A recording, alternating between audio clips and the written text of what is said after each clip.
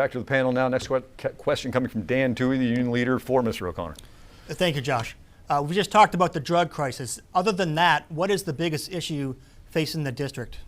Yeah, I think that the most important thing that people want is economic growth, and that's going to then result in job creation and good job creation, good paying jobs for Granite Staters. And I've created hundreds of jobs in my company.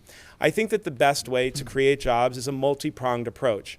I think that if you put money back into the hands of those in the working and the middle class, that's what's going to increase consumer spending and drive growth. And that's why I support tax cuts for any individual making less than $75,000 a year, as well as any family making less than $150,000 a year.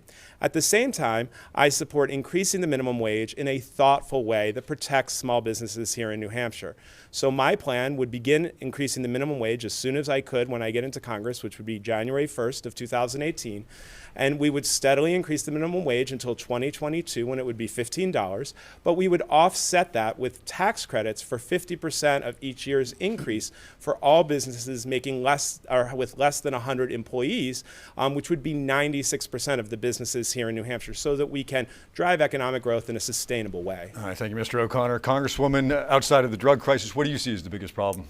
Well, I think that Sean created jobs in New York City, and I'm sure they were good jobs. There were jobs in New Hampshire as well. The issue about that was he had a boutique business that helped people get into law school. We need jobs that people can actually have right now. And so I support building an infrastructure bank, a private-public partnership. We know that we have trillions of dollars in infrastructure that we've got to build now. And so bridges, highways, trains, et cetera. So we could bring this infrastructure into New Hampshire and across the country and give people good jobs. We also need to raise the minimum wage. The minimum wage has not been raised for 10 years.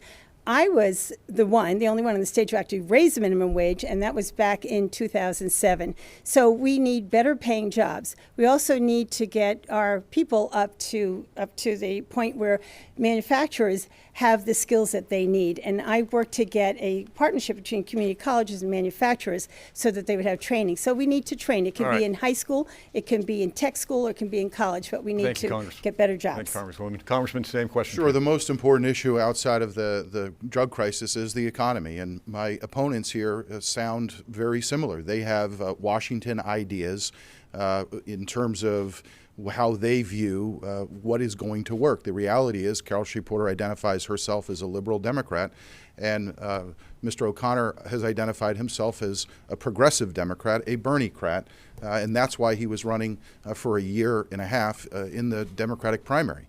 Make no mistake, they want Washington-centric ideas. The reality is we've got to have less reliance on the federal government, shrink the size and scope of the federal government, have tax reform, stop the $2 trillion worth of regulatory impacts to our small businesses, repatriate the $2.4 trillion that's overseas, and have overall business tax reform down to 15%. We're the highest in the world, so we can actually start to grow the economy here in the state of New Hampshire.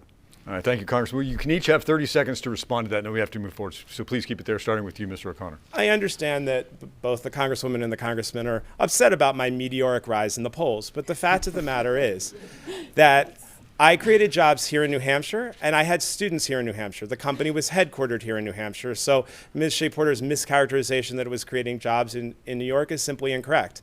And Congressman Ginta's assertion that I'm some far left-wing person, I've been called a Democrat by Congressman Ginta. Right. I've been called a Republican by Congresswoman Shea Porter. I think that means I'm doing something right. All right, thank you. The most important thing is that he calls himself the true progressive in the race and endorses Bernie Sanders. I got this, all right? Okay. So let me say, Sean, that I think that company is mixed up because the address is New York and your business, you moved it to Bedford, you didn't register it, and it went very quickly because you're in the process of selling it. But be that as it may. It was registered in Be that as it may. The real issue here is that Frank and I are laughing. It's true, because he came to New Hampshire. First he was a Republican, then he was a corporate Democrat. He came here 3 years ago. Then he decided that he was going to be a Bernie-crat because he realized an opportunity. So he ran around saying he was going to do all these wonderful things. Then he realized he couldn't beat me in the primary. So then he flipped over to be an independent. So Frank and I have a right to be a little confused about how to define him. All right, thank you.